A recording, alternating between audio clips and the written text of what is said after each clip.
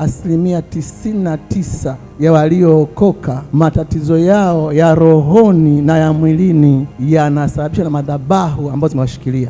Watu wa Mungu, niseme hivi, tuna watoto kwenye nyumba zetu, tuna waume zetu, tuna wake zetu. Wasipojua habari ya madhabahu ya Mungu aliye hai, watakuletea Mungu nyumbani.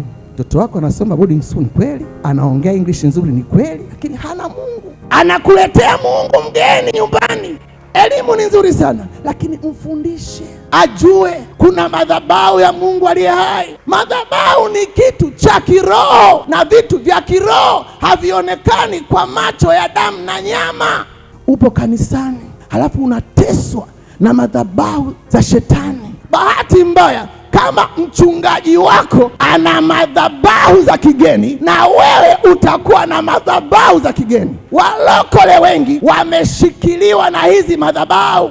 Mtu ameokoka, lakini matendo yake hayaendani na wokovu anaosema. Kwa hiyo madhabahu ni mahali pa makao ya miungu au Mungu wa kweli. Ndio maana unaweza kwenda kwenye kitchen party, wanaambia tumuogopeni Mungu, lakini michezo wanaocheza ni michezo ya kishetani.